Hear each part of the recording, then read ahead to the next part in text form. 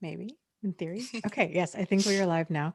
Okay, welcome everybody to our weekly Tuesday afternoon live stream. This week, I am your host, Dana Morningstar, and with me is the lovely and talented Angie Atkinson. Hello. So, welcome, Angie. Thank you. And for those of you that are new here, this is a live stream that Angie and I try to do every Tuesday. We alternate channels. So if you're interested in it, make sure that you subscribe to both of us. Because YouTube can be a fickle thing, we both have our own text alert system. So you can subscribe if you'd like to know when Angie's going live, either with or without me. You can subscribe by typing or typing, gosh, texting the words Angie live to the number 33222. All one word. No, All no one word. space. Yes, all one word. And you can subscribe to me by texting the words Dana live, all one word, to the number 22999.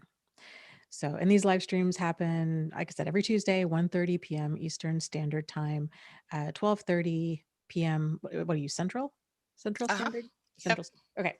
So, with that said, we will pick up where we kind of left off. And last week we were just we had the request to discuss spiritual narcissism.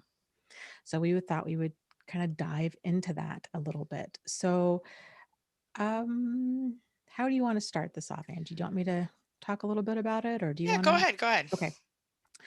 Okay. So I guess let's kind of start with what is spiritual narcissism. And so I looked it up and was trying to find kind of more of a cohesive, concise definition. And I should have copied the source. I think this might be from Psychology Today. Regardless, it's not from me, it's from Google. Mhm. But the definition is spiritual narcissism is the belief that your spiritual wisdom makes you more special than others. It can be used to shield yourself from criticism, to impress others, or to enhance your self-esteem and feel good about yourself. The Dana, type in the chat.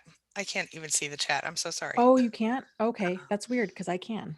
Oh, maybe I could. Oh, now I see it. Okay, weird. Go ahead. Sorry. Okay, yeah, yeah, no problem. Sorry about that. That's okay. Go on. Uh, yeah, okay. So spiritual narcissism, the thinking that our spiritual that in, that a person's spiritual wisdom makes them more special than others, and you see this a lot in kind of what's known as like spiritualism. But I think that the argument could be made that you see this a lot with any type of belief in um the I don't know, the other realms, right, of like religion, anything. It's not just spiritual beliefs. I think it definitely goes with religion as well. Hmm. So some of the ways that this can manifest is people thinking that they have special and unique abilities, that they're psychic, that they have that they're clairvoyant, that they're clairsentient, that they're um, somehow, quote unquote woke, that they have this, that they're somehow in connection with the divine, and that they have all these answers that other people, that they have it all figured out, basically, or that they have this ability, kind of a supernatural, almost to a level of supernatural powers that other people just don't have. Hmm. So, okay, so Angie, take it away. What are your thoughts about this? Well, what I see happening is when when you have someone who is exhibiting this type of behavior, let's say, Hmm. it's more than just behavior. It's like a whole lifestyle. Yeah. And right. And you see people using this type of, whatever their spirituality, whether it's Buddhism or it's Christianity or it's like paganism, it doesn't even matter. And it doesn't even have to Hmm. be necessarily a label. It could be somebody who's really into the law of attraction and they'll Hmm. do toxic positivity. But what they do is they use their beliefs and their knowledge of said beliefs in order to control and manipulate, of course, their people close to them.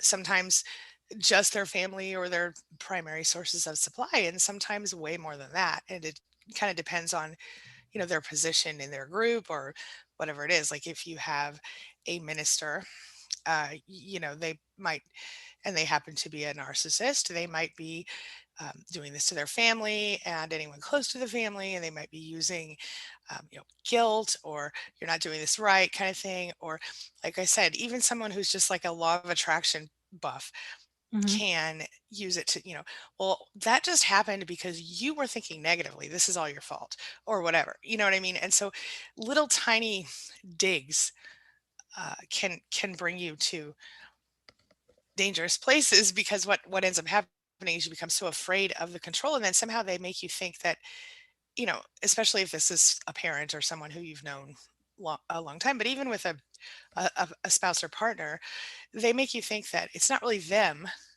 so much as it's the religion, right? So, or the practice that you're messing up with, Mhm. and then so they just become sort of like a gatekeeper almost, Mhm. and they decide if you're good or bad based on your behavior, which may or may not be legitimately negative or bad, but they might twist what you're doing or saying or thinking. It's just that there's a lot of gaslighting involved. There's a lot of, what is it when kind of, I want to say Bible thumping, but it's not just Bibles. You know what I mean? It's whatever religion they are, even if it's, Like belief something where, thumping?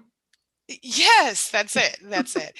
You see it all the time, right? And you see it not just with, I mean, virtue signaling is the word I was looking for. Virtue signaling, because, it's like, well, you're good if you do this, you're bad if you do that. For example, I know someone who they came from a very strict type of Christianity where they couldn't wear makeup, they couldn't, cut their hair, couldn't wear pants if they were female. And this person left that group and started doing all those things. And they basically disowned her, um, the entire group of them. And so that's another type of narcissism. What is it called? Communal narcissism, but it's the same, similar type of thing. So it is what it is. But oh Yeah. yeah, and like Jack Gooding says, you think that you're with that person because God or whoever brought you together. So you stay thinking you need to improve yourself, and try not to use that person, or try not to react to that person's ways to you. And they use this against you. And that's the truth. Yeah. And that's very common, I think, Mhm. with, especially law of attraction thing. Yes. That's when law of attraction takes a left turn is when people have this, hyper Yes. it's magical thinking. It's this Hmm. level of hyper accountability for, um, things in their life, and it's very easy. That's the thing, is all of this is so easy to get tangled up in, if we don't understand kind of the psychology behind it. And again, Yeah. that psychology, these things aren't taught, and so it's very easy for any one of us, to get off track and not realize it until things are really at a dangerous level. Um, Yep. Yep. yeah, I was just thinking as you were talking, I'm so sorry to interrupt you, but no, it's okay. one of the things, and actually used a clip of you talking about this from the first time we spoke together, in my video yesterday. Oh, Yeah, I really did, where you talked about it being a cult. How even just being with a narcissist is a cult, and I think that kind of fits in with this topic, right? Because mhm. here's the thing, you said it really well, and I kind of expanded on it in the video, but basically, you know, when you're with any narcissist, religious, spiritual, or otherwise, they do act like you're in a cult. They act like cult leaders. They have all these unreasonable expectations, double standards, et cetera, et cetera. And so when you throw this cult type mentality in with spiritual, religious narcissism, it it's like on steroids then, right? But Mhm. maybe you could kind of fill them in on your thoughts about how the cult leader of the narcissist looks. I don't know. It's up to Yeah, you. well, that's the thing. People, nobody ever thinks that they would get roped into a cult. I That's think right. that's a good place to start. We Hmm. all think, oh, that would never happen to us. Yep. Just like we all think, oh, we would never be in an abusive relationship, or we would never get taken in by a con artist, or we'd never get tangled up in an online scam. Mhm. And yet this happens to tens of thousands of people every single day. So, um, and the reason in part that this happens is oftentimes with, kind of the common denominator to a lot of these things is there's some sort, they're either feeding a vulnerability that we have that we're not aware of, generally like very human need to belong, or there's some sort of kernel of truth in kind of what they're saying, but then so that kind of hooks people. You see this a lot in like pseudoscience, so it sounds sciency, right? So it's kind of somewhat loosely based on facts and or the facts that we currently have. But then you start getting down the rabbit hole and it's more strange beliefs that are kind of packed onto it. And then it becomes this point where it's very difficult to tell kind of um, what's fact and what's fiction. Mhm. They And manipulate it. Yeah. they manipulate it. And that's the thing. So when you have somebody who at the end of the day, like their belief system is you need to believe what I need to believe or else, right? And so they're using all of this fear, this obligation, this guilt to get people in line. That's how cults are formed. And I don't think that a lot of cult leaders, with the exception of Scientology, L. Ron Hubbard was very clear about that. uh, hey, great way to, I mean, he's on record saying a great way to make lots of money is to start a church. So that was kind of his, he had a very clear intention of how to get rich and how to do it. But I think the vast majority of cult leaders or religious leaders get into it because they think that they're doing the right thing. They believe in their belief system. And some people have such a pathological mindset and pathological view of the world that, you know, it's just their ego is continually rewriting reality, and they're calling it this belief system, and they think that they have some sort of direct connection to God or aliens. That's a big thing with a lot of new age stuff. Or uh, you know um, that they're reincarnated, that they're on a special purpose to, enlighten other people. um, these kinds of things. That's dangerous thinking, and the human ego is such a sneaky thing. um, we all have one, and it can rear itself in very problematic ways if we're not aware of it. And that's there was a snippet I was reading in a Psychology Today article. They talked about this. um, in terms of spiritual narcissism, it's not necessarily the philosophy itself that people engage in. It's not the belief system so much as, but it's what people make of it. Mhm. So in terms of spiritualism, um, those that were engaged more in mindfulness, where the practice had to do with um, decentering and kind of watching the ego surface and paying attention, um, kind of to how that ego surfaced. They were less inclined to get into that ego trap of, oh, I have it all figured out, I'm special, unique, and different, my way is the only way. That kind of grandiosity and arrogance. But even in self-help communities, it can be very easy to have this very rigid approach of, yeah, this is what we need to do, and um, if you disagree, then you're out of here. And I know on my own experience with the support group, um, I had to really watch myself early on, because it just it was just this massive learning curve. It grew so quickly. And then I'd all these, and you probably experienced the same thing, Angie, all these people coming in and they're like, yeah, totally wanting to subscribe to Mhm. um, kind of my thinking and asking me what they thought. And I realized this could be very problematic, and I really need to get grounded in my motivation and grounded in the message. And I don't want to inadvertently control people. Like, I want Right. them to have their own mind and make their own decisions and all of that. But it was, and I had to do some backstepping, because it was very quickly and it was coming from a place of, I've been there, I've done that, I don't want you to go through that. I want, it was good Right. intentions, but it Right. was becoming uh really skewed. And my goal wasn't to have a bunch of copies of me running around in the world. It was Right. people to break free from, you know problematic partners and be themselves. So Yeah. I don't know, that was a long rambling thing. What are your thoughts? I mean, that's absolutely correct. I mean, I see that. I did experience a similar thing. And I think we've talked before about how we both felt very overwhelmed by the emails and stuff like that at the beginning and Yeah. the messages. I still do sometimes, um, but yeah, it does feel overwhelming because, like you, I had good intentions. I definitely I see that the support group thing, and I have seen, there are some videos on YouTube about some of these, support groups or gurus turned cult leaders as well. You do Mhm. see that a lot, and there's even people who teach religious marketing, you know, and churches, they're really good at it, you know. So, and what I mean is, when you have your basic setup of you said people were like, well, tell us this, which is one reason that I like to have more than one coach on my team, and why I like to have, and I know you have a really good group of admins as well in your group, I think.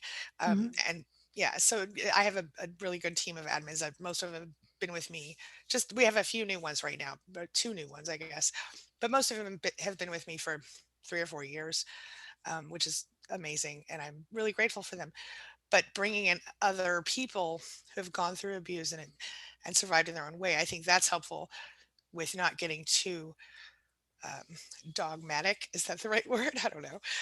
But I agree with you. Everybody has their own path and their own way. I'm off topic. Anyway, back to the point.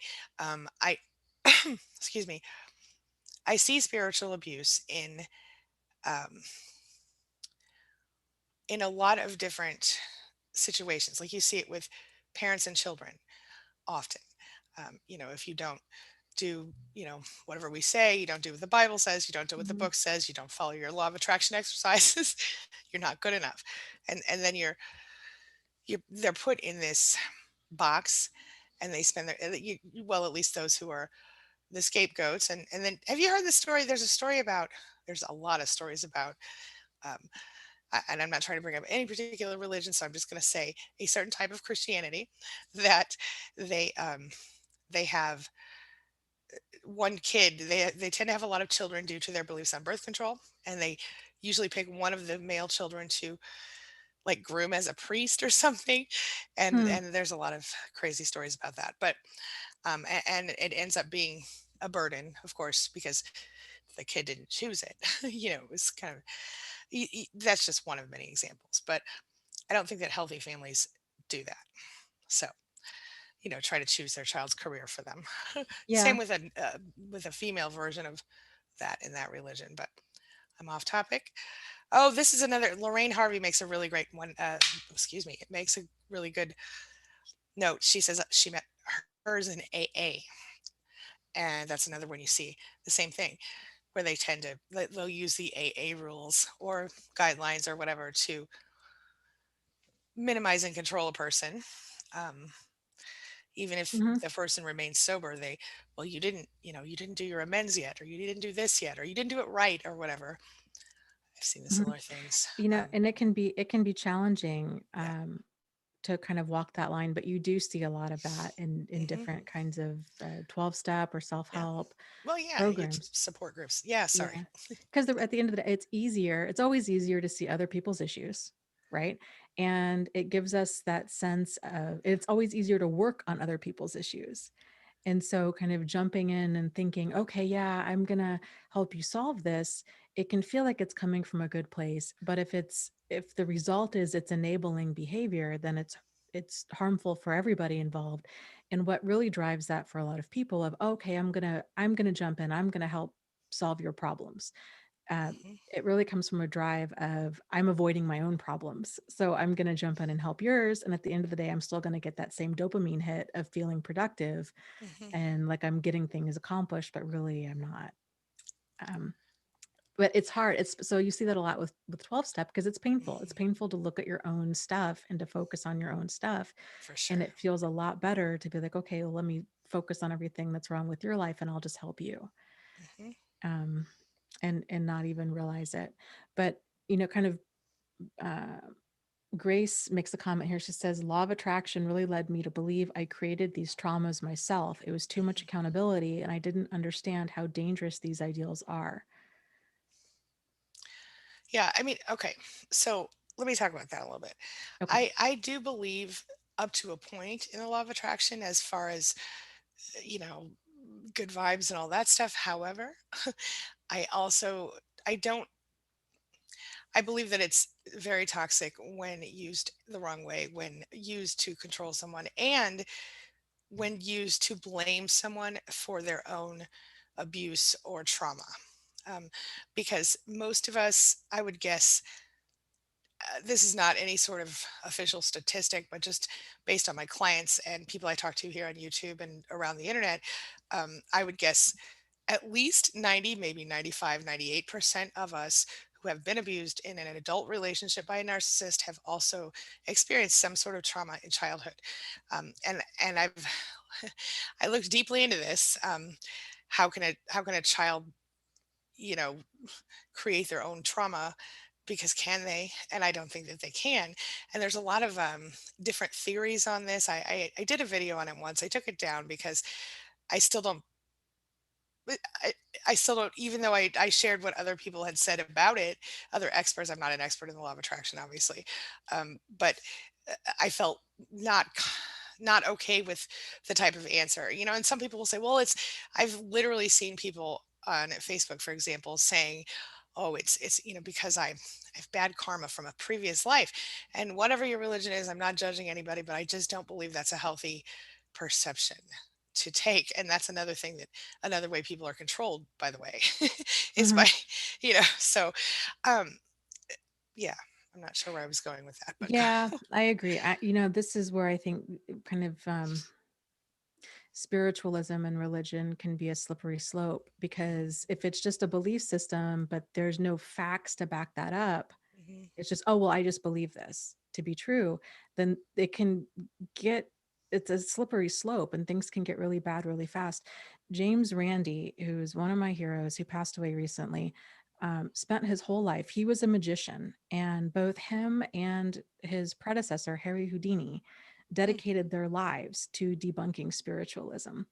Once they realized, because they, here are magicians, so they mhm, spent their whole lives learning how to trick people, yeah, right? And then Harry Houdini started off.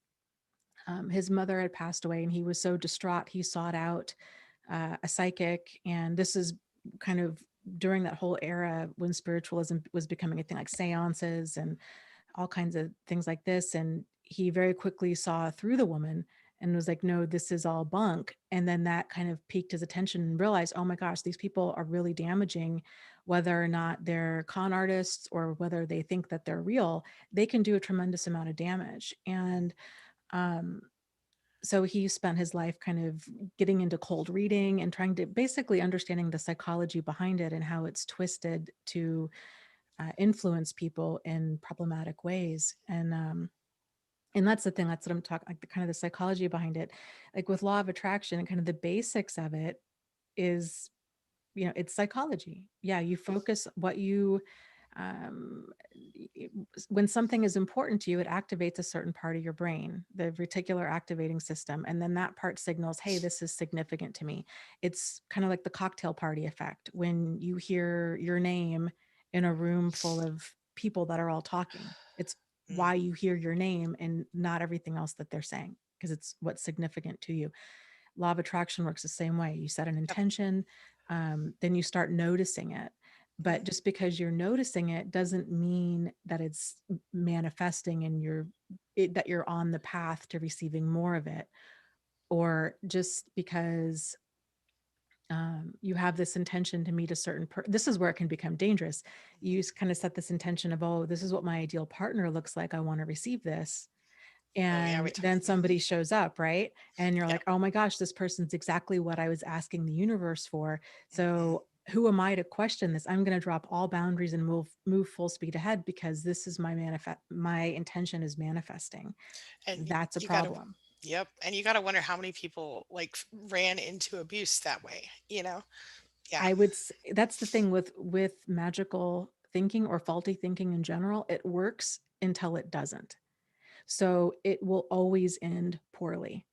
Mhm. If a person's invested in, if a person has faulty thinking, like it if they're thinking that way long enough, it will eventually cause a massive problem in their life. I've seen it with businesses. People are like, yep, I set this intention to start a business. And then they see a for sale sign on a restaurant. And then they're like, bingo, that's it. And then they put their life savings into it. And then boom. And then there's that hyper level of accountability of, oh, it was because I had all this doubt as to whether or not I could do it. That's why that business failed. Mhm. It's my fault. I just need to engage in that toxic positivity, think better Right. thoughts, so I attract better things. It's And I don't think that's how it works. I really no, don't, it it you know? it does, and Yeah. that's what's so dangerous is it's so easy to link up the incorrect cause and effect, Mhm. and so that's why people get into it because they don't understand the psychology. But they're, oh, okay, this is my reticular activating system. If I set that intention of, oh, I want to make $1 million, and my belief system is every time I come across money, that's a sign that that $1 million is more on its way to me. If I find a $5 bill in my pocket, at 10 cents on the couch, a penny on the ground, um, then they're like, see, this is really working because here's evidence that it's working, right? These things are actually showing up in my life. But the reality is, no, you're just noticing them. It's Mhm. the difference between causation and correlation. And then, um, it just, it goes south. This is how, like, Salem witch trials, and people were getting burned at the stake and sacrificed because people were like, okay, well, there's something wrong here. There's this, all of the crops died. Well, I think it might be because of this reason, right? Yeah. I think it's because this person's a witch. We need to get rid of the evil. And then they burn a witch, and then the crops come back. And they're like, okay, see, that was the answer Mhm. because look, Mhm. we can prove it, right? We have evidence that this worked. But then next time they burn a witch, okay, still, there's still problems. Okay, burn another witch. Mhm. Okay, still okay, well, gosh, we've got a whole infestation of witches, right? And so then they keep burning people, and then then eventually, the crops come back or whatever. And I don't know. It's just, it's easy to get off track with this stuff. It's not that people are stupid. It's just that um, kind of the belief systems and psychology and stuff, it's not discussed to the level that it needs to be. Right. And just to play off that witch trial a little bit, um, because probably there's no one alive right now that's been there, so we can't defend anyone. Um, Mhm, but I think there was a lot of spiritual narcissism going on there, because I guarantee you that at least some of those people knew those women were not witches, mhm, because you know. Or they whip themselves up into this, as some people I like to say, whip themselves up into a frenzy, um, mhm, over silly things like, I don't know, one of my favorite movies, this is probably a silly thing, but it is what it is Practical Magic. I've always loved that movie. And at the beginning, they tell a story of their ancestor who was very attractive and who got, the eye of a lot of the men in town, and apparently had an affair with one of the men. And she actually was a witch in the movie, though. But they tried to burn her at the stake because of the affair, not because she was actually a witch. You know what I mean? And mhm, anyway, she didn't get burned because she was a witch.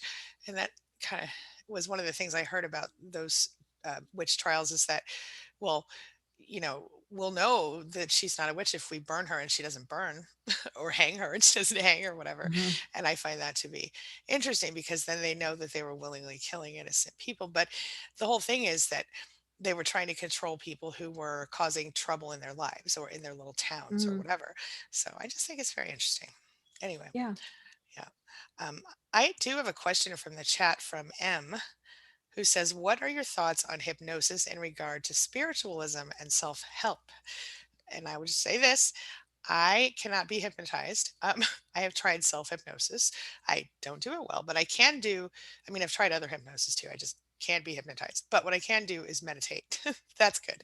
Um, do I think hypnosis works? I've seen it work for some people, but I think it has to be like a clinical thing and not a spiritual thing, if that makes sense. For my personal comfort level, I would prefer it to be a professional if you're going to be hypnotized by someone. I don't know. I don't personally know that hypnotism is even real, but I mean, from my own perspective, I've never experienced it. Have you, Dana? Yeah, I've been Did it to a work? couple different hypnosis sessions.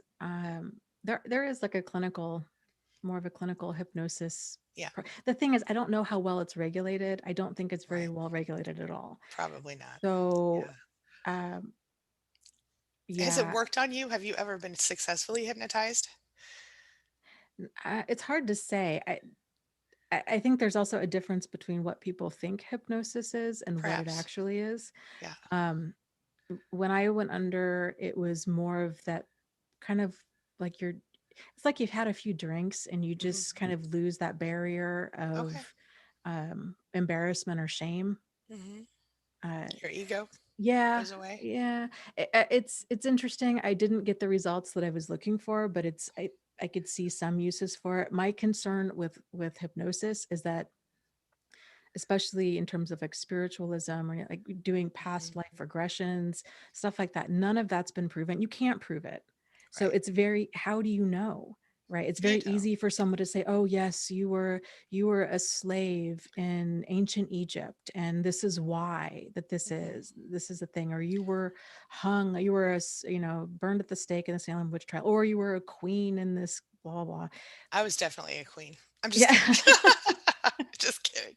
Um, no, but I know what you're saying though, and that's also another way that somebody might use spiritualism or whatever to control you, right? Because they might tell you, like you said, that you've been this or that, and so now you have these things to make right in this life or whatever.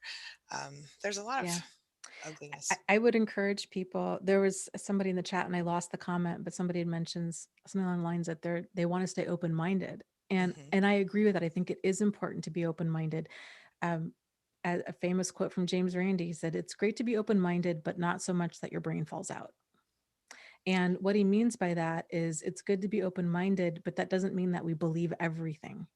So a true person who's open-minded is going to believe that not everything is possible or not Hmm. everything is true. They're going to believe that something could be true or false, and they're going to believe that based on evidence, like the scientific process. So I would encourage anybody that's curious about this, I would encourage you to go look up some James Randi videos. There's a bunch of them from the 80s on YouTube. Hmm. They're Yeah. fantastic. He had a show for a while where he offered $1 million prize to anybody that could prove kind of these extrasensory abilities. Wow. And then they would rigorously test them. Some were con artists, and some were people that were shocked to realize, because he would then kind of explain why they got the results they did, or why this went down a certain way. And um, they would either kind of double down on their belief of, "Oh, well, it was just an off day," or, "Oh, psychic abilities don't work like that," or, "Oh, it was this," or, "Oh, it was that." Or they would kind of just sit there very confused, kind of questioning, "Oh gosh, maybe I'm wrong. Hmm. Maybe I was misled." It was very, very interesting. I So bet. Yeah. I'm gonna look those up. Anyway, yeah, I love stuff like that. I love to learn about things like that. yeah. That's And really cool. Yeah. Nance said, I grew up in a Southern Baptist religion. I have four friends going through narcissistic abuse after years of traumatic controlling abuse. After being told they needed to be married young, this is another way that, this is like, I almost want to say it's a combination, right? Because the parents obviously agree with whatever's happening, and that's why they're married young, right? But the overall, you see this too with the fundamentalist LDS church. I'm sorry for calling out any specific religion, but these are the ones that probably aren't watching us anyway because I'm pretty sure they're not allowed to have phones or TVs. But Mhm. um, but a lot of them have escaped, but they do the same thing. They marry maybe even younger than the Southern Baptists, where they marry, especially the girls, very young. And I think it's disgusting what people and they marry them to the same in that religion. They marry them to like a bunch of them to one man, usually much Mhm. older than they are in the beginning. So yeah, it's another way that they with I guess I probably should have mentioned this in my video yesterday, but we should talk about it now. How Okay. communal narcissism and spiritual or religious narcissism can go hand in hand, and that also, like we talked about earlier, certain types of 12 steps and support groups can have the same thing. What are your thoughts on that? Well, yeah, I guess I just wanted to kind of circle back to that comment in that Hmm. article that I mentioned, which I thought was very valid. It's not necessarily the belief itself, it's how it's interpreted and played Yes, out. And that's right. so if you have a person that has some, let's just call it like unexamined or unresolved stuff in their life, whether they're on the narcissism side of the spectrum or the codependent side of the spectrum, or you name it, they're going to interpret anything kind of through that lens. And because there's that imbalance there within their own unresolved stuff, it's Mhm. going to play out in a skewed way. So with communal narcissism, um, so like for example, you could have a belief that's very benign. um, you know, The sky is God blue. is love, right? Yeah, there you go. Kind of just a general, very Right. benign belief.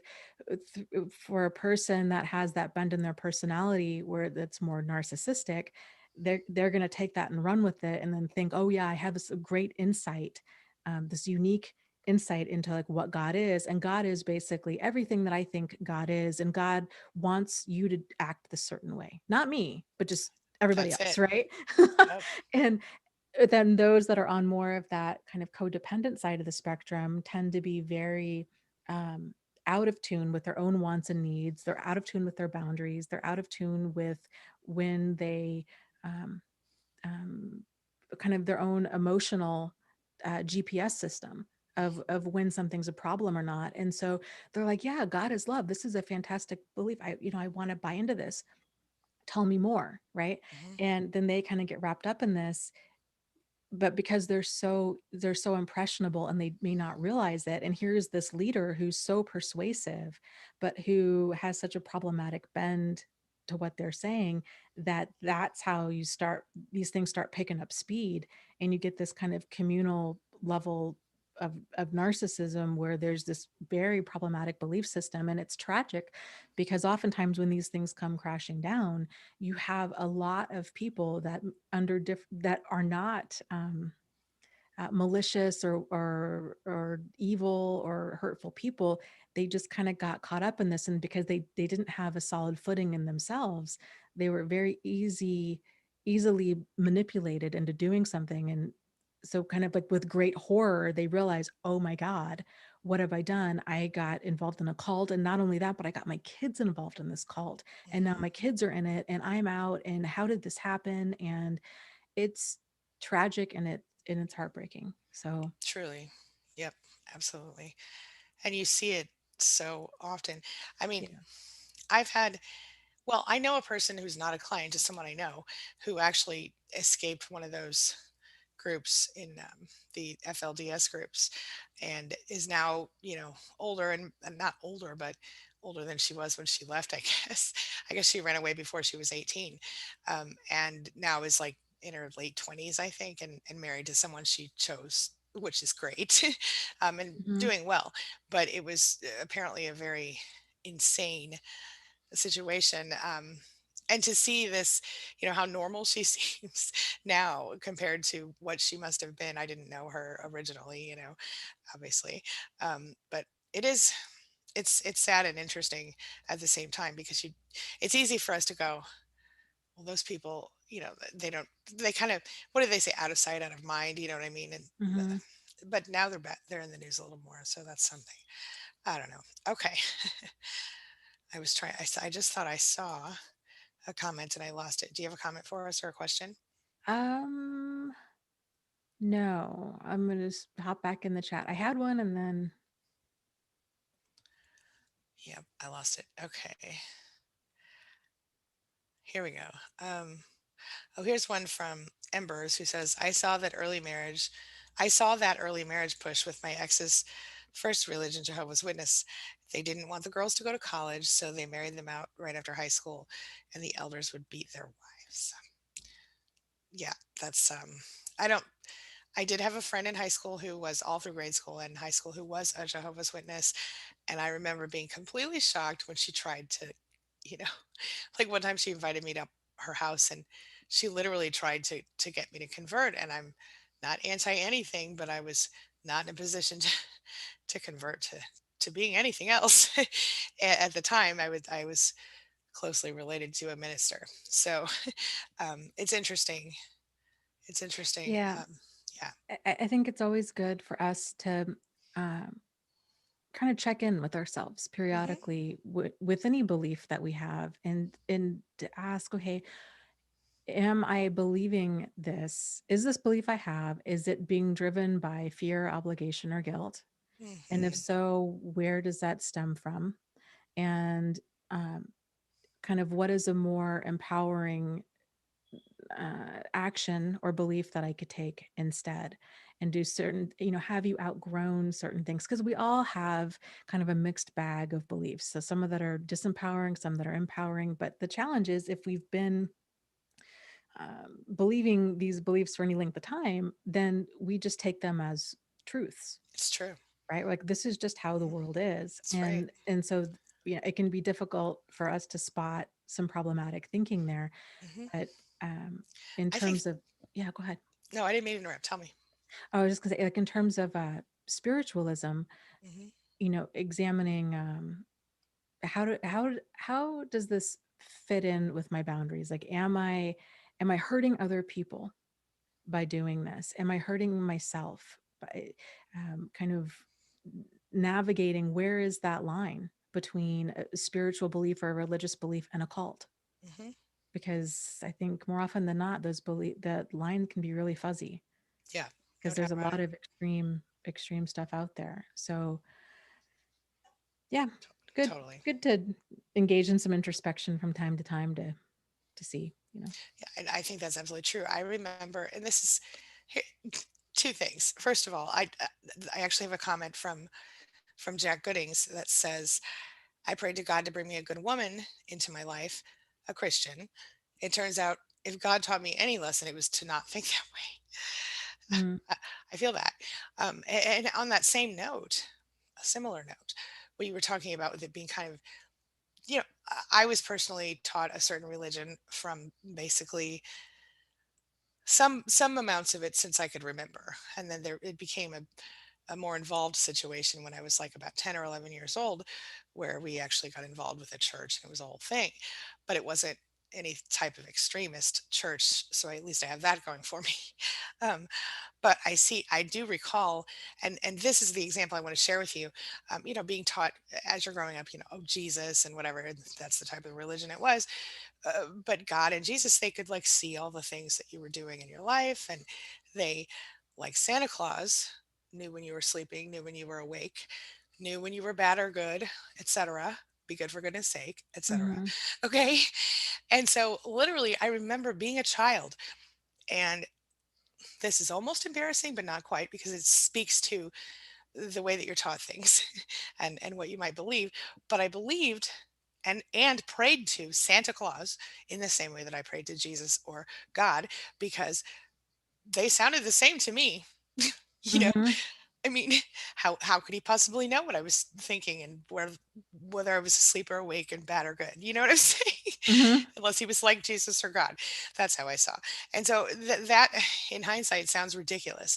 But if you really think about it and you think about different types of people and how they might use something like Santa Claus against little children, you get it, right?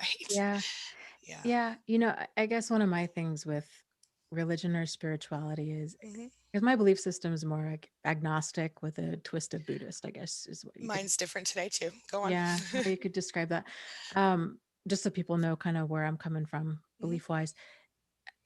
I feel like if there is a God, if there is a creator, that it is this being or force or whatever it is so far outside of our understanding. It's like Hmm. explaining algebra to ants. Yep. And here's another thing, because we're human beings, we're limited by the vocabulary that we have to describe, right, Yeah. to describe things. So our understanding is limited or enhanced by the vocabulary that we have. And not to mention things that are lost in translation and concepts that if there are spiritual, that it's just it's all filtered through the human ego. It's filtered through our own understanding of what we're experiencing, through our own biases, through our own everything. There's just so many different ways that things can go south. But the language part, I just wanted to mention real quick. I was um, I'm right for now. I'm here in Montreal, in Quebec, and so I'm wanting to learn French. Anyways, so yesterday I was looking up kind of French words and blah blah, and I came across this thing that said English has approximately 170,000 words, and whereas I think Mandarin Chinese has closer to 370,000. Mm. And my thought was, well, what do they know? What's in those 200,000 words that they know that we don't know. Like, how many concepts are lost, right? And so then you think about that in terms of religion and things that are lost in translation, or not even that, but just things that are things that we don't, that's just blows my mind when I think about it too deep. Like, things that are happening that we can't pinpoint because we don't have the word for it. And then you think about how that plays out with religion and everything else. So I think anybody Fascinating. that claims to have kind of the one and only understanding on things is probably wrong. And there's a comment here in the chat about there's a lot of spiritual narcissists on YouTube, and um, yes, Hmm. in there are quite a few. Uh, Hmm. yeah. So I guess just kind of beware. Don't believe everything that you hear. And even if the person seems sincere, they might be sincere, but realize that there's potentially other things going on. But I don't know about you, Angie, but I've seen some like really wild stuff on YouTube. People claiming to be able to channel aliens. Uh Yes. yes, people Hmm. claiming to channel um uh I'd, yeah, having all Various kinds things. of yeah, really far out things. And what's wild is people just gobble it up Yep. as absolute truth, and there's no proof other than this person saying this. And that's really dangerous. I agree. And even with the things that I say or that you say, I always tell people like you have to take what we tell you and use what you can and leave the rest behind, because I'm never saying this is how you do it.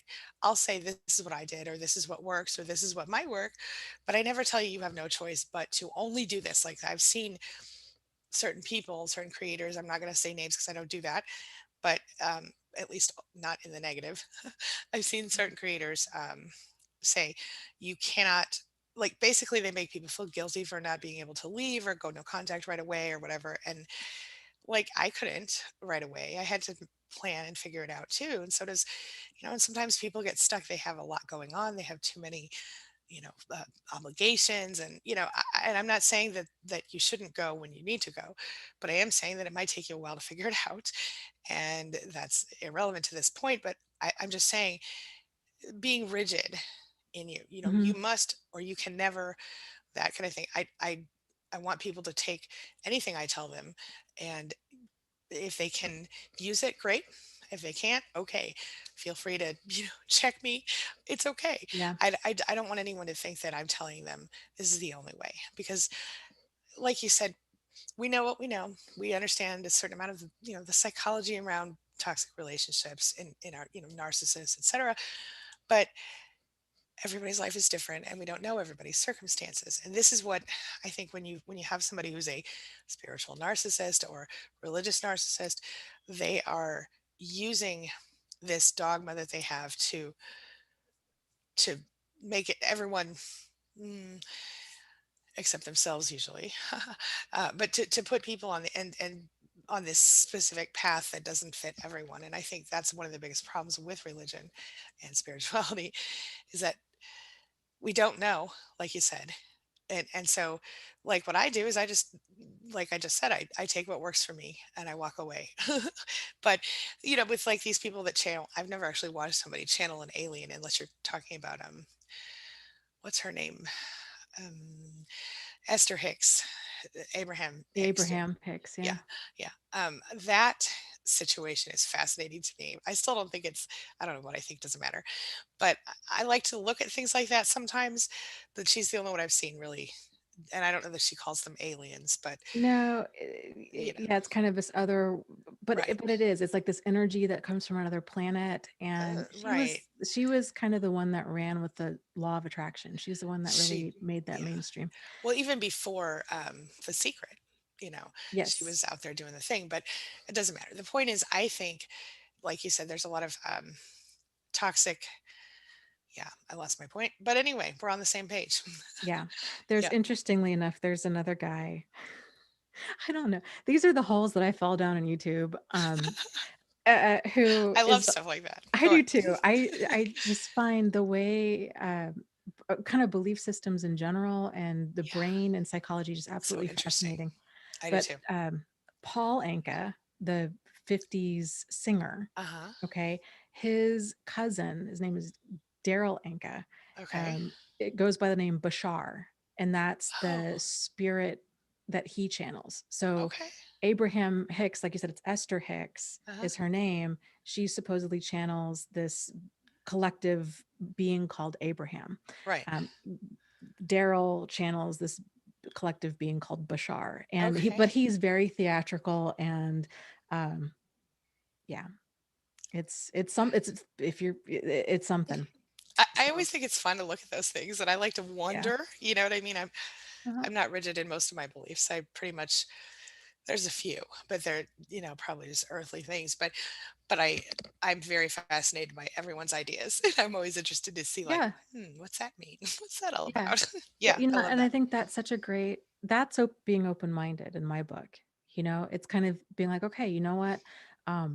Like let's examine this. Like Hmm. this is interesting. And that was one of the things I really liked about James Randi's approach is he wasn't saying necessarily psychics don't exist or Right. that this certain ability of psychic writing or whatever doesn't exist.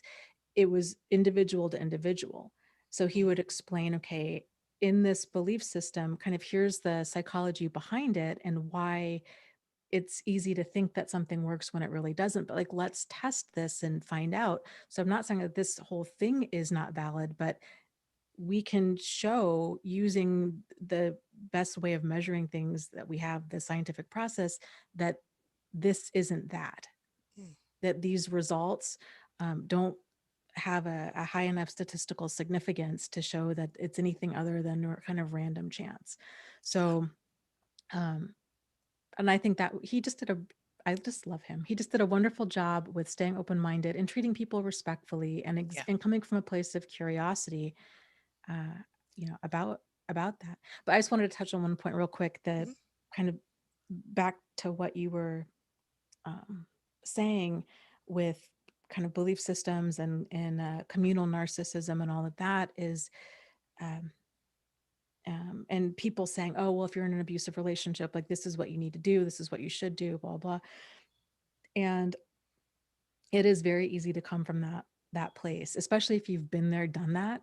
Yep. And that was a big shift that I had to make in what I was doing, because it was coming from this kind of, it was my own stuff. I was projecting um kind of this counter transference of putting my own stuff on other people, like, oh my gosh, I've been in a relationship like yours, it sounds like you're in danger, you've got to run, you've got to Mm. do this. And it was, again, coming from good intentions, but the result was, you know I don't know that person's circumstances, their situations, their Right. limitations, their support system, their finances, any of that. And Hmm. the goal, so when I had to back things up, I had to realize, I'm like, okay, Dana, no, um, the goal here isn't isn't to get somebody to do what I want them to do. The goal here isn't for me to control them, right? It's because, and that's what I think a lot of people in this community are looking, in a way, they're kind of looking for. They're like, I need answers. I need somebody to tell me, I need validation of what to do. Like, tell me, is this a problem? Okay. And then tell me how to handle it. And Yep. then, but that can very quickly go south. And then the result is they're going from one controlling person to another, even though that person that's trying to help might have the best of intentions. At the end of the day, they're still missing out on that part of being able to validate themselves and to come up with their own solutions for that, and then to have that supported. So Yep. I totally agree. And I really think I'm always, this is going to say, how should I say this? I'm just going to say it. Okay. Don't get mad. Um, I really think when I see people, like every now, I have this one friend who is incredibly intelligent and very, very capable. But there's this one like, I want to say blank spot in his head. And it's related to religion because he was raised in a very, I wouldn't say strict, but strong Christian family, great people. No complaints about the people or the friend. But because of these beliefs that were so heavily ingrained into him, he's very confused because science and religion, they don't always go together. mhm, And so he tries to look into the science of it all, and then he feels stifled by his religion in a way. He mm, doesn't say that, but it's clear that there's a almost like a cognitive dissonance going on in his head. Like, well, I know this religion stuff is real, so how is it possible that this science stuff is also real? That doesn't make sense to me. You know what I'm saying? And Mhm. I just, but he's at least going that far with it. I see some people who refuse to even look outside the box, like these people who won't. And I shouldn't even keep talking about this. I should stop right now. I must stop. All right, let's move on. I don't want to upset anyone. But yeah, there are different, there are certain beliefs that contradict science, and then I just have to wonder, like, uh, they don't Yeah. even. Yeah. Anyway, It's interesting. And there's, there's certain beliefs that also I guess my concern is it's certain beliefs that really contradict basic human rights. yes, And that's concerning. female circumcision. And even male circumcision, Well, yeah, yeah. right? Like, I uh, mean, it just kind of, there's a lot of misogyny in a lot of religion, and this is where I guess kind of at the deepest parts of me, that's where I kind of go back to, if there is a God or some sort of creative force, I just don't think that God hates.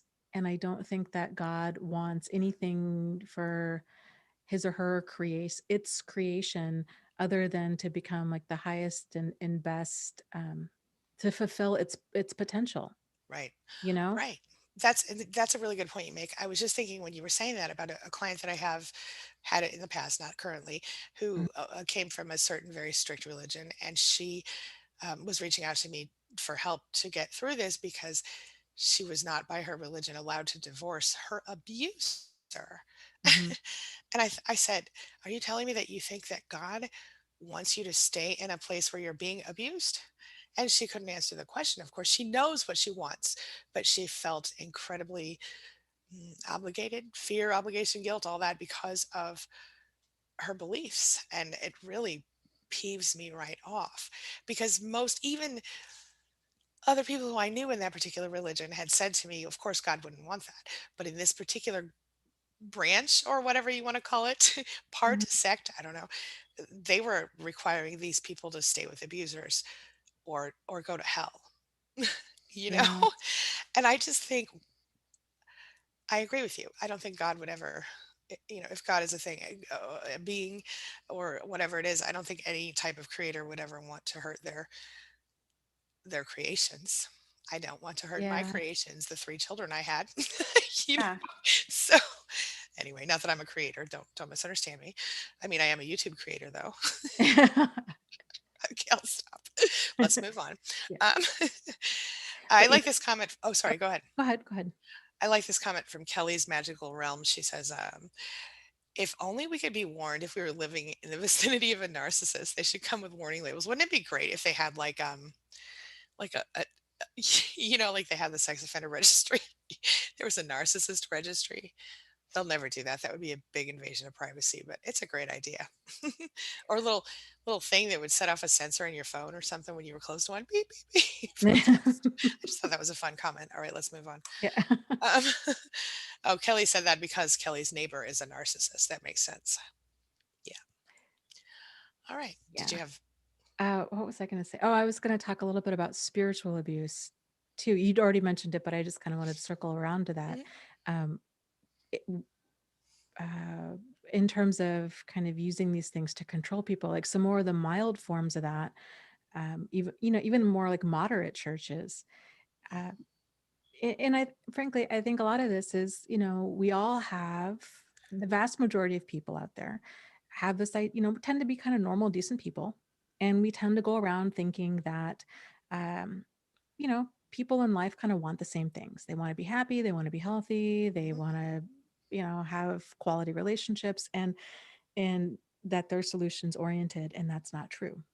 Right. That the world is full of a mixed bag of people, that not everybody has the same morals or motivations, That's right. that we do, Mhm. or that you do, or whatever. Right.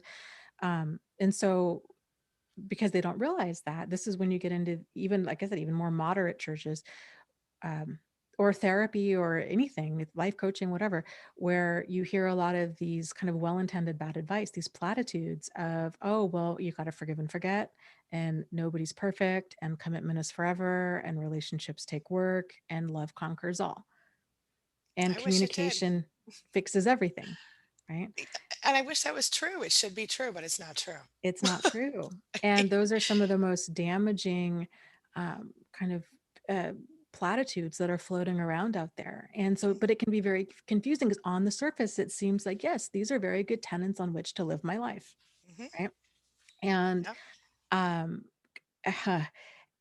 yeah, so you get a person that has that plus the added kind of power and control of religion of, well, now I'm not just saying this is also what God wants you to do, and God wants you to forgive and forget, or these are the different commandments, or this, do unto others as you would have them do unto you, kind of thing. And all of this can get very, very twisted and keep people in very destructive situations for decades, and it's tragic.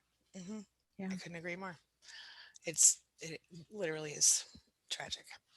Yeah.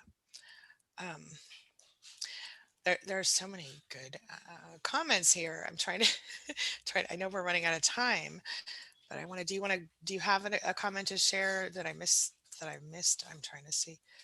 Okay, my chat is stuck. Can you even hear me right now? I can. Okay.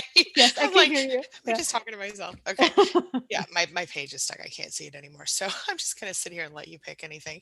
Um, but do you have any more comments that you oh wait a minute. Oh, here's one from Joe. I do have a comment. Can I share it with you? Sure. Okay. Joe Sauter. Hey, Joe Sauter.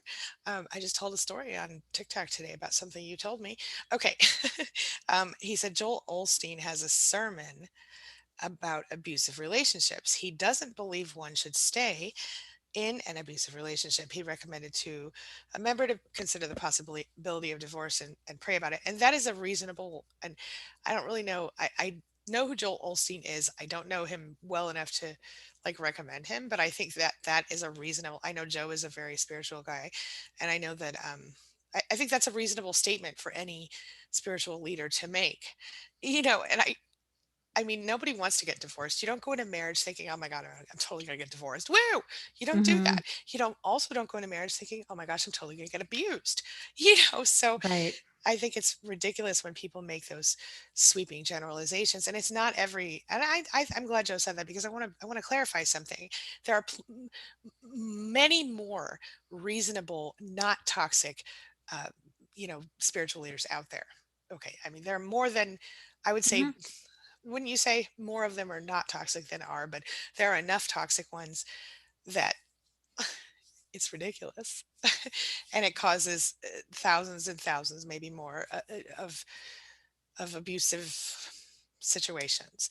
And yeah, Hmm. Yeah. Yeah, Yeah. Bill Sims talks about the tenets of a religion being used to gaslight the followers, and that's another thing that you see in especially within the Hmm. cults and the like sort of fringe groups. But even in mainstream religion, just depending on who the spiritual leader happens to be, you know, it happens. So yeah. Anyway, Yep. I didn't mean to interrupt. What were you going to say? Oh, I was gonna say, well, I wasn't gonna say this, but I think I Oh, will. Um, I was gonna read a question, but let me say this one.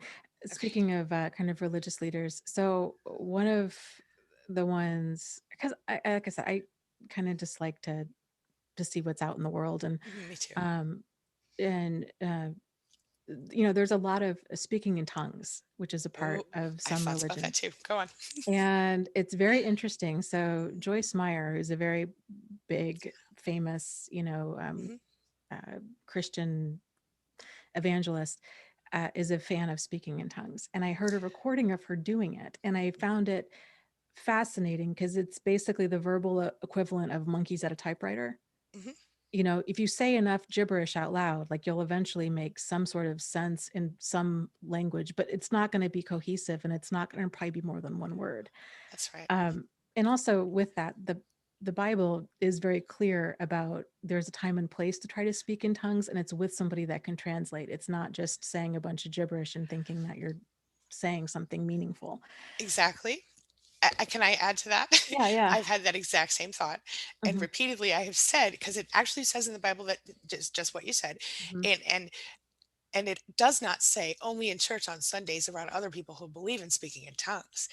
Mhm. Because if it were real, I truly believe that these people would be moved to speak in tongues at Walmart on Tuesday if they Mhm. happen to run into someone who doesn't speak English and they Oh, need to. they're there. Okay, But but you know what I'm saying? yeah. Like, Uh-huh.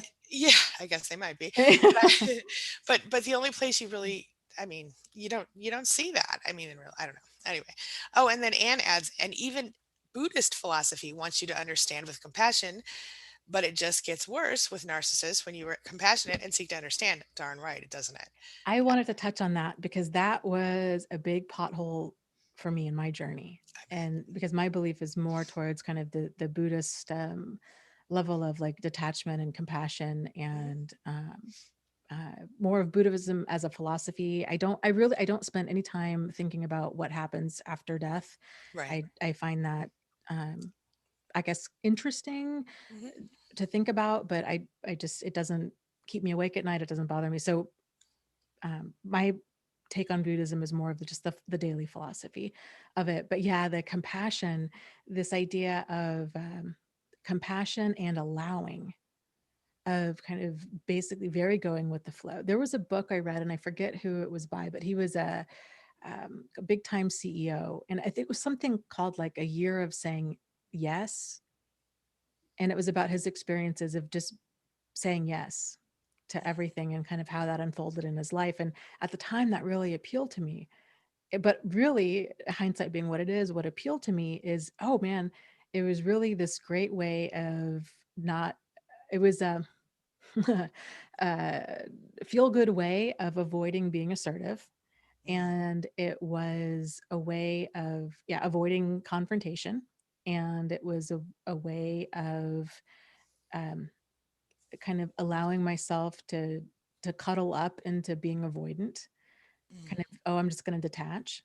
So it was detaching in, I think, both healthy and unhealthy ways. Um, but yeah, almost this level of uh, like nihilism, of kind of nothing matters, like Mhm. moral neutrality.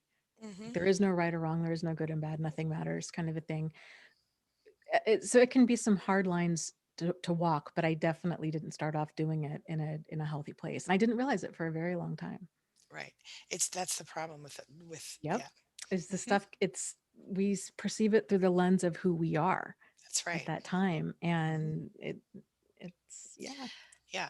Now I'm really sorry that I know we're out of time, but can I share one more thing Yeah, yeah, yeah. from Kevin? Okay.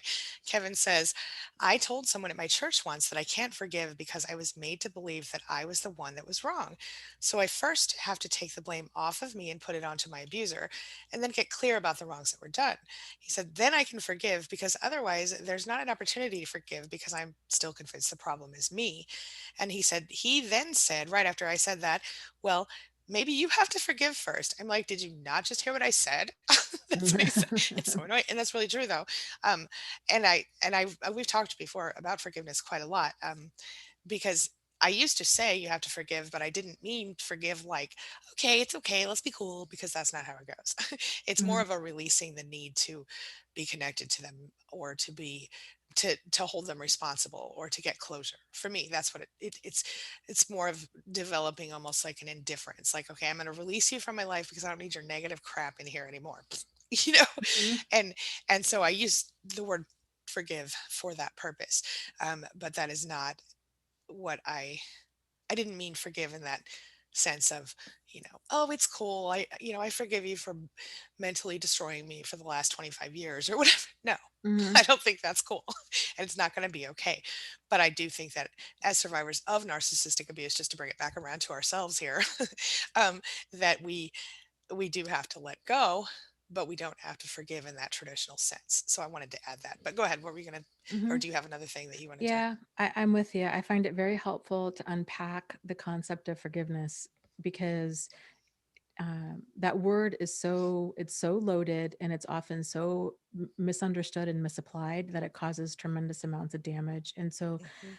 I find it helpful in getting clear on what it is, and I think a more empowered understanding of forgiveness is it's a process, it's not an event, and it's a process of releasing anger towards a person that's harmed you in some sort of way. And when we look at it in that context, we don't need the other person. We don't need an apology. We don't need.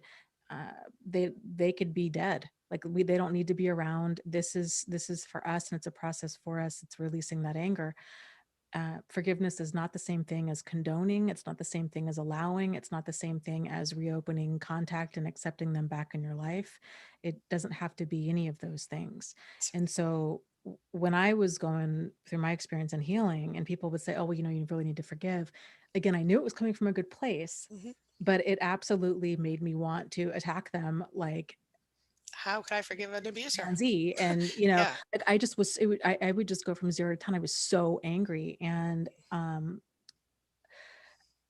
uh, so I got to the place of, okay, I need to let people that are um, I need to hold boundaries with that. But then some people that are in my inner circle that are well intended, I had to clarify to them and to myself, like, I need to work on releasing anger. But it's difficult because, like Kevin is saying, that anger is righteous anger. If somebody That's hurt right. you, it's a reasonable and appropriate to have anger and be hurt by that. And Yes. so that's kind of that sticking point for so many people of, yeah, I mean, nobody wants to feel like that way for years on end. And it's sort of like, okay, well, how do I move forward in getting unstuck like this? And that's the challenge. That's where that process and that work comes in of having to move forward and release anger when it's righteous anger, Right. and realize that you feel the way that you feel. And but you're releasing it because you want to live a good life. And that's kind of the best revenge, really. I totally agree with that. And the one thing I want to say about the anger is that Mhm. there is a time when you need it. For me, I needed it Yes. for a period because I had to use it to propel myself out of the situations. You know Mm-hmm. what I mean? If I Mm-hmm. was not angry, I would not have had the strength to walk.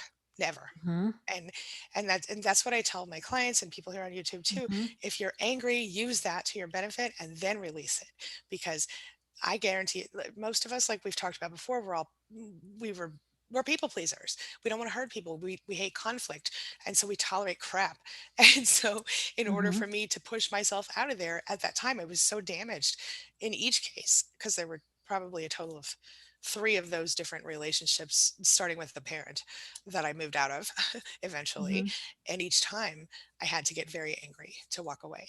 And um, I know that a lot of us have that same issue. And but then at some point, in what I tell my clients and people here again is when it stops being productive.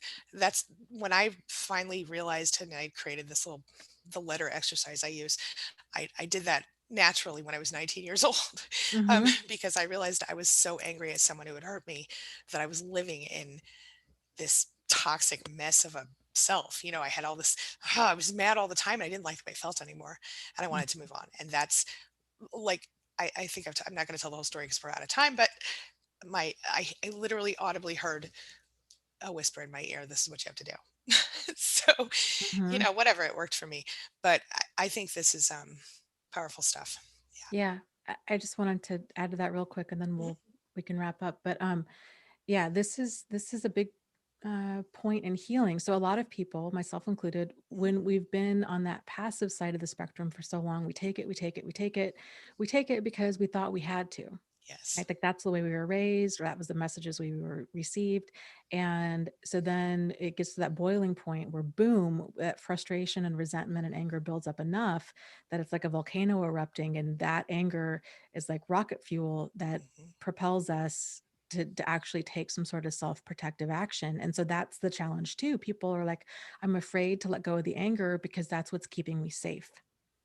And Yes. so a big turn in healing can come from realizing, okay, but you know what? We can replace that self-protective um, part. The gift of that anger is it was helping you to be self-protective, but we don't need anger to do that. We can replace that with boundaries. That's right. And then realizing, oh, okay, there's a middle ground. It's either not I have anger and I stay safe, or I have no anger and I'm in danger. There is an alternative there. Um, can Absolutely. help kind of release us from that bear trap. So Good stuff, Dana. yeah, interesting Yeah, conversation. I for sure. appreciate. I appreciate your time today, and I appreciate all of the questions and comments in the chat. I know this topic can be a very controversial one, so Yes, yeah, interesting stuff. indeed. Well, is Yeah. there, I guess, anything that you'd like to say or end on, or? I would just say this. I would say take what you can use and leave the rest behind of any Mhm. type of advice you hear. And remember that you matter, you're worth loving, and you're important. Period. Mhm. Yeah, I like it. I Mhm. like it. Yep, you guys, you matter, and everything Angie says, ditto, ditto that. Good stuff. Good stuff. So, with that said, thank you guys so much for being here. Again, this is a live stream Angie and I try to do every Tuesday afternoon, 1:30 p.m. Eastern Standard Time, 12:30 p.m. Central Standard Time. If you want to be notified of when we go live, you can text the words Angie Live, all one word, to the number 33222, or Dana Live, all one word, to the number 22999. And please, if you would be so kind to either give us a thumbs up if you liked this topic, and if you didn't, give us a thumbs down and let us know why in the That would be comments. great. Yeah. Yeah. If you have any other comments, questions, concerns, frustrations, you can also email us at livestreamtuesdays@gmail.com, or you can put it down below in the comments after this video goes on YouTube. So we'll see you next week.